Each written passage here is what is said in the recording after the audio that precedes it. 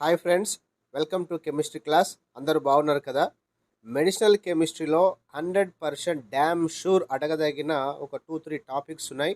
వాటిలో number 1 medicinal కెమిస్ట్రీలో use చేసే టర్మినాలజీ, ఔషధ రసాయన శాస్త్రంలో ఉపయోగించే పదజాలం. ఈ టాపిక్ మీద డ్యామ్ షూర్గా క్వశ్చన్ వస్తుంది. ఎవరు మిస్ కాకుండా కంపల్సరీగా చదువుకొని వెళ్ళండి. ఈ టాపిక్ గురించి తెలుగులో బహు సులభంగా అర్థమయ్యేలా ఎక్స్ప్లెయిన్ చేస్తా, జాగ్రత్త వినండి. మెడిసినల్ కెమిస్ట్రీలో యూజ్ చేసే ఇంపార్టెంట్ టెర్మినాలజీస్లో నెంబర్ 1 ఔషధం లేదా medicine, number 2 pharmacology, 3 pharmacophore, 4 ఫార్మకోడైనమిక్, 5 pharmacokinetics, 6 మెటబోలైట్లు, 7th one anti metabolites. ఈ 7 టర్మినాలజీస్లో 1 కానీ 2 కానీ 3 కానీ ఎన్నో కొన్ని షార్ట్ ఆన్సర్లోనో లాంగ్ ఆన్సర్లోనో కంపల్సరీగా మీకు క్వశ్చన్ పేపర్లో కనపడుతుంది. ఓకేనా? వీటిలో ఫస్ట్ వన్ ఔషధం లేదా మెడిసిన్. చూడండి, మెడిసిన్స్ అంటే రసాయన పదార్థాలు, కెమికల్స్ అని మనకు తెలుసు. అయితే ఏ రసాయన పదార్థాలను మెడిసిన్స్ అని అంటారు? ఫ్రెండ్స్ చూడండి, వ్యాధులు అనేవి జీవులకు లేదా మానవులకు రాకుండా ఉండడానికి ముందు జాగ్రత్త చర్యగా కొన్ని కెమికల్స్ని, రసాయన పదార్థాలను తీసుకుంటాం. ఉదాహరణకు వ్యాక్సిన్స్, టీకాలు. కరోనా టీకా తీసుకున్నాం కదా, ఫస్ట్ డోసు, సెకండ్ డోసు ఇట్లా. అలాగే చిన్నపిల్లలకు పోలియో చుక్కలు. సో పుట్టినమ్మటి వాళ్ళకు టీకాలు వేస్తుంటారు కదా. సో ఈ విధంగా ముందు జాగ్రత్త చర్యగా వ్యాధులను నివారించడానికి తీసుకునే కొన్ని కెమికల్స్, లేదా వ్యాధి వచ్చిన తర్వాత ఆ వ్యాధి ఏంటిదో, ఎక్కడ ఉందో తెలుసుకోవడానికి, గుర్తించడానికి కొన్ని రసాయన పదార్థాలు వాడతాం. ఎక్స్రే, స్కానింగ్ ఇట్లాంటి వాటి విషయంలో. అలాగే వచ్చిన ఆ వ్యాధిని చికిత్స చేయడానికి, నయం చేయడానికి అనేక రకాలైన రసాయన పదార్థాలను ఉపయోగిస్తుంటాం. ఈ విధంగా ఈ వ్యాధికి సంబంధించిన మెడికల్ ఫీల్డ్లో ఏవైతే రసాయన పదార్థాలను ఉపయోగిస్తుంటామో వాటన్నిటిని మెడిసిన్స్ లేదా ఔషధాలు అని అంటారు. కాబట్టి ఔషధం లేదా మెడిసిన్ డెఫినేషన్ ఈ విధంగా రాయండి.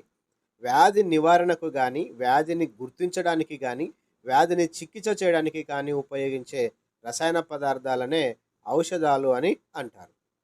అయితే WHO కూడా దీనికి నిర్వచనం చెప్పింది.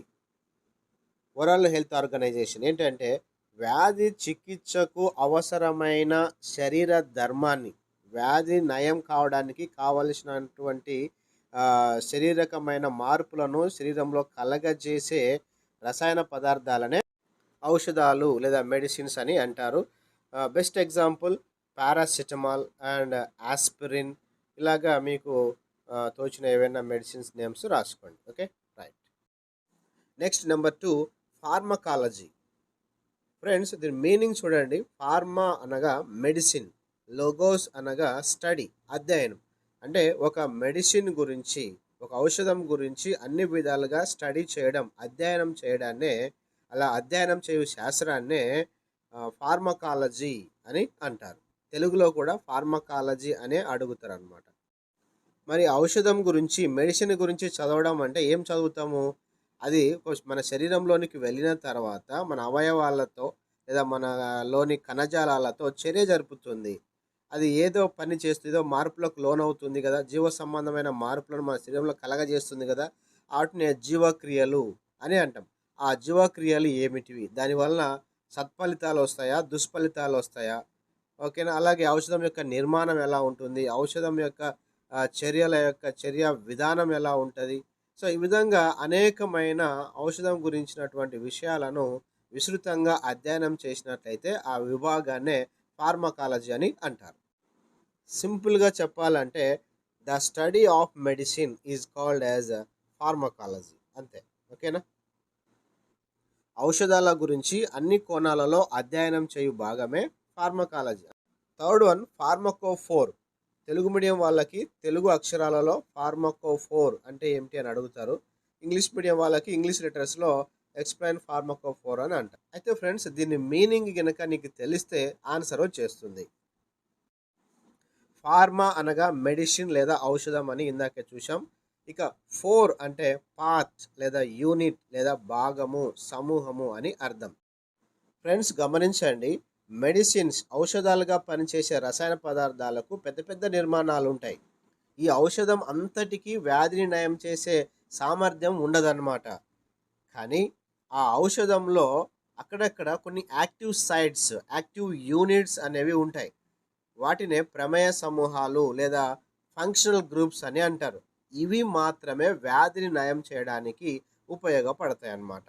కాబట్టి ఒక ఔషధం యొక్క ఔషధ క్రియ అనగా అది ఏ వ్యాధిని నయం చేయగలదు, ఏ రసాయన చర్యలు జరపడం వల్ల వ్యాధి నయమవుతుంది అనే దాని యొక్క బయాలజికల్ యాక్టివిటీ అనేది ఈ ప్రమేయ సమూహాల మీద, ఫంక్షనల్ గ్రూప్స్ మీద, దాని నిర్మాణం మీద ఆధారపడి ఉంటదనమాట. ఫర్ ఎగ్జాంపుల్ ఈ మెడిసిన్‌లో చూడండి, nitro group, amine group, amide group, SO2 NH2 sulphonamide group. ఈ ప్రమేయ సమూహాల వలన ఈ మెడిసిన్‌కి వ్యాధిని నయం చేసే గుణం వస్తుందన్నమాట. ఒకవేళ ఈ ప్రమేయ సమూహాలు లేకపోయినా, వాటి స్థానంలో వేరేవి వచ్చినా, అప్పుడు ఈ మెడిసిన్‌కి వ్యాధిని నయం చేసే గుణం పోతుంది. ఈ విధంగా ఏవైతే ప్రమేయ సమూహాలు, ఏ చిన్న యూనిట్స్ అయితే వ్యాధిని నయం చేయడానికి కారణంగా ఉంటాయో వాటిని మాత్రమే ఫార్మకోఫోర్ అని అంటారు. అర్థమైందా? రైట్. ఫ్రెండ్స్, గుర్తుపెట్టుకోండి, వ్యాధి పరంగా ఉపయోగించే రసాయన పదార్థాలనే ఔషధాలు లేదా మెడిసిన్స్ అని అంటారు. ఈ మెడిసిన్స్‌లో వ్యాధి నయం చేయడానికి కొన్ని చిన్న చిన్న భాగాలు మాత్రమే ఉపయోగపడతాయి. ఆ చిన్న చిన్న భాగాలను ప్రమేయ సమూహాలనే ఫార్మకోఫోర్ అని అంటారు. అయితే మెడిసిన్ మొత్తం గురించి అనేక విధాలుగా స్టడీ చేసినట్లయితే ఆ స్టడీ చేసే భాగాన్నే, శాస్త్రాన్నే ఫార్మకాలజీ అని అంటారు. అంతే సింపుల్. ఇక ఫోర్త్ వన్ ఫార్మకో డైనమిక్స్. ఇక్కడ కూడా మీనింగ్ గుర్తుపెట్టుకోవాలి. ఫార్మా అంటే తెలుసు, మెడిసిన్ లేదా ఔషధం. ఇక డైనమిక్, డైనమిక్ అనగా పవర్ లేదా ప్రభావము. అంటే మన శరీరంలో ఔషధం యొక్క ప్రభావం ఎలా ఉంటుందో ఆ ఔషధ ప్రభావాన్ని, ఔషధ క్రియను గురించి అధ్యయనం చేయు శాస్త్రమే ఫార్మకో డైనమిక్స్. ఔషధం యొక్క ప్రభావము లేదా పవర్ అంటే ఏంటి? మన శరీరంలోనికి వెళ్ళిన తర్వాత అది ఏ విధమైన జీవ సంబంధమైన మార్పులు కలగజేస్తుంది, ఎలాంటి జీవక్రియలు జరుపుతుంది, దానివల్ల వ్యాధి నయం అవుతుందా లేదా, కొంచెమే నయం అవుతుందా, వ్యాధి పూర్తిగా తగ్గుతుందా, అసలు వ్యాధి తగ్గదా, ఇలాంటి అనేక అంశాలను అధ్యయనం చేయు శాస్త్రాన్నే ఫార్మకో డైనమిక్స్ అని అంటారు. ఇక ఫిఫ్త్ వన్ ఫార్మకో కైనెటిక్స్. దీని మీనింగ్ కూడా చూడండి. Pharma is equal to medicine లేదా ఔషధం. కైనెటిక్స్, కైనెటిక్ అంటే మూమెంట్, కదలిక లేదా ప్రయాణం. అంటే ఔషధము మన శరీరంలో ఏ విధంగా కదులుతుంది, ఏ విధంగా ప్రయాణిస్తుందో ఆ ఔషధం యొక్క మూమెంట్ని, ప్రయాణాన్ని గురించి అధ్యయనం చేయు శాస్త్రమే ఫార్మకో కైనెటిక్స్. ఫ్రెండ్స్, ఏదైనా ఒక మెడిసిన్ని, ఒక ఔషధాన్ని మనము శరీరంలోనికి పంపించాలి అంటే నోటి ద్వారా కానీ, ఇంజెక్షన్ రూపంలో రక్తంలోనికి కానీ, లేకపోతే ఆయింట్మెంట్స్ పౌడర్ రూపంలో శరీరం బాడీ పైన అప్లై చేస్తే అది స్కిన్ ద్వారా లోపలికి వెళ్ళిపోతుంది. ఇలా ఏదో ఒక విధంగా శరీరంలోనికి, బాడీలోకి ప్రవేశించిన మెడిసిను వ్యాధిని నయం చేయడం అనే తన పనిని పూర్తి చేసుకొని తిరిగి మరలా బయటికి రావాలా. యూరిన్ ఫామ్లోనో, మోషన్ ఫామ్లోనో అది తిరిగి బయటికి వచ్చేస్తుంది. ఈ విధంగా శరీరంలోనికి వెళ్ళినప్పటి నుంచి బయటికి వచ్చేదాకా మెడిసిన్ ఎలా కదులుతుంది, ఎలా ప్రయాణం చేస్తుంది, ఆ మెడిసిన్ యొక్క జర్నీని గురించి, ప్రయాణాన్ని గురించి అధ్యయనం చేయు శాస్త్రాన్నే ఫార్మకోకైనెటిక్స్ అని అంటారు. అయితే ఈ మెడిసిన్ యొక్క జర్నీని 4 భాగాలుగా డివైడ్ చేశారు. నెంబర్ 1 శోషణము, నెంబర్ 2 వితరణము, నెంబర్ 3 జీవక్రియ, లాస్ట్ వన్ విసర్జన. Absorption, distribution, metabolism and elimination. ఈ 4 కూడా చాలా ఇంపార్టెంట్. సపరేట్ క్వశ్చన్గా వేరే వీడియోలో నేను నీట్గా ఎక్స్ప్లెయిన్ చేస్తా. ఆ వీడియో మిస్ కాకుండా చూడండి. ఓకేనా? Right. Next metabolites. Very simple. ఇది జనరల్గా జీవులలో జీవక్రియలు జరుగుతూ ఉంటాయి కదా. ఆ జీవక్రియలలో సాధారణంగా ఏవైతే కెమికల్స్ ఇన్వాల్వ్ అవుతుంటాయో, ఏ రసాయన పదార్థాలు అయితే పాల్గొని జీవక్రియలు జరుపుతూ ఉంటాయో ఆ రసాయన పదార్థాలనే మెటాబోలైట్స్ అని అంటారు. Chemicals involved in biochemical reactions or metabolism are called as metabolites. Example para amino benzoic ఆమ్లం అనే ఒక రసాయన పదార్థం అది సాధారణంగా తన జీవక్రియల్లో పాల్గొంటుందన్నమాట. కాబట్టి దీనిని మెటబోలైట్ అని చెప్పొచ్చు. ఇక last seventh one anti metabolites. అంటే మెటబోలైట్స్కి వ్యతిరేకంగా అగనెస్ట్గా పనిచేస్తాయి అన్నమాట. ఎట్లా అంటే ఇవి చూడడానికి మెటబోలైట్స్ లాగా ఉంటాయి. అంటే వీటి యొక్క నిర్మాణము మెటబోలైట్స్ యొక్క నిర్మాణంతో పోలి ఉంటుంది. నిర్మాణంలో స్ట్రక్చర్లో మాత్రమే ఆ పోలిక ఉంటుంది తప్ప వాటి పనుల్లో మాత్రం పూర్తిగా వ్యతిరేకత ఉంటుంది. మెటబోలైట్స్ ఏవైతే పని నిర్వర్తిస్తాయో వాటికి వ్యతిరేకమైన పనిని యాంటీ మెటబోలైట్స్ నిర్వహిస్తాయి.